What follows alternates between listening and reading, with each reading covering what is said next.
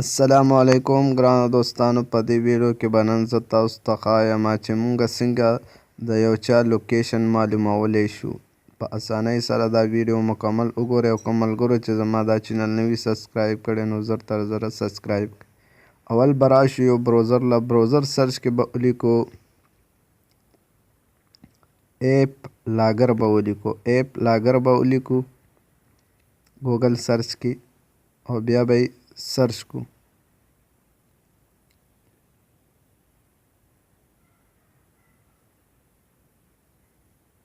چې سرچ هم کو نو دا ړومبی چې کوم راواخوتو ایپ لاګر به کولو کو. چې کولو هم کو نو دی خوا دا سیټینګ اپشن چې کوم دی دا بره دغه به کلیک کو.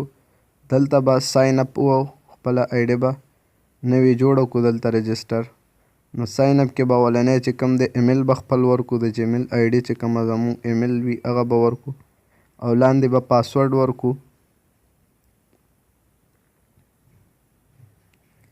ښکتنۍ کې به هم بیا پاسورډ ورکو.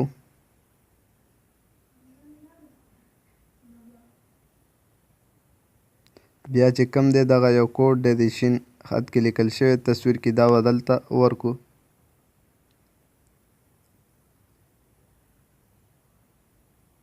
او ساین اپ باندې به کلیک کو.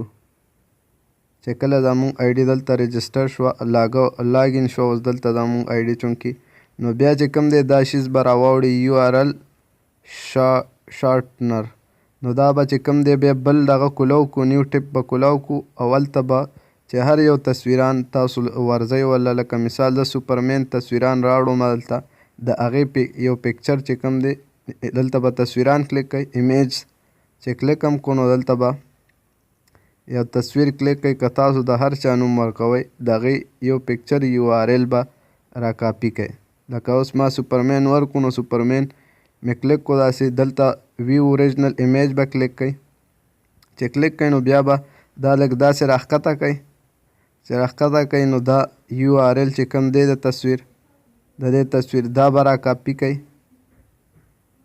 که تاسو د هر چا نوم د تصویر URL را کاپي کوئ نو هغه به ورکئ را کاپي به چې را کاپي هم کو د پکچر URL نو هغه به دلته پیسټ کوئ. چې پیسټ هم کو نو بیا به دلته چې کوم دی لاګر کوډ به دلته اوکې کوئ. چې سرچ هم کو دا به داسې پروسیسینګ به چالو شي. چې چالو شو بیا به دلته دا کولو شي. داسې چې کولو شو نو بیا به دا ګوګل شارټ دغه به لینک به را کاپي کوئ. ګوګل شارټ URL دا به کاپي کوئ دغه لینک. چې کاپي هم کو نو بیا چې کوم دی دا تاسو چاته واتساپ کې کوم ملګري ټریکینګ ځای معلوموئ پته هر څه معلوموئ نو دا لینک چې کوم دی دې ملګرو ته به تاسو فیسبوک کې یا کوم میسج کې به ورولېږئ واتساپ کې چاته ورلېږئ یا داسې چې هر څه وي چې کوم ملګري ځای تاسو معلوموئ هغې ته به دا میسج کې دا لینک ورولېږئ. چې هغه کله په دې لینک باندې زه مثال اوس واتساپ کې یو ملګري ته لیږم دلته ورته ختم تاسو لیکلی شئ چې مثال دا کلیک کړئ دې کې ډېر ښایسته تصویران دي یا داسې بل څه ووایي په دې باندې هیکینګ کېږي. نو چې کله دا لینک ورسره ورولېږئ او هغه دلته ورته اوس زه وایم چې دا لینک در سره کولو کړه. چې کله هغه دا لینک کولو کړي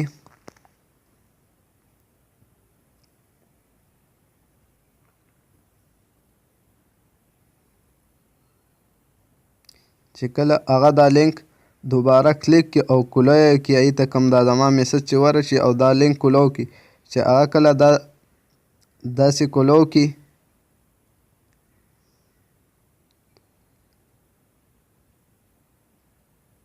نو هغې ته به دا تصویر راواوړي. خو چونکې هغې چې کوم انفارمیشن د ټریکینګ دغه وي ځای چې کوم ځای کې اوسېږي هغه ټول لوکیشن یې ستا دې دغه ته راشي. تا چې کومه مونږ چې کومه آیډي رجسټر کړه هغې ته د دې ټول دغه راشي. لکه مثال تاسو ته زه ښیم بیا به دې خوا سیټینګ له بیا راشئ بیا به لاس سین AP لاګر دا چې به کلیک کړئ دلته نو چې کوم دغه چا کس دغه لینک کولو کړو نو د هغې ټول د هغې به داسې یو لوکیشن ځای دغه راوړي داسې کوډ دا به را کاپي کړو بیا دې ځای نه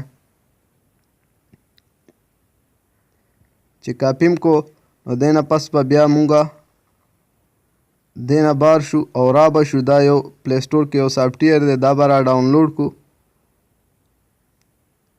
اے پی لوکیشن دا چې کله را ډاونلوډ کو ما آلریډي ډاونلوډ کړی دی را به شو اے پی لوکیشن له چې کله رالو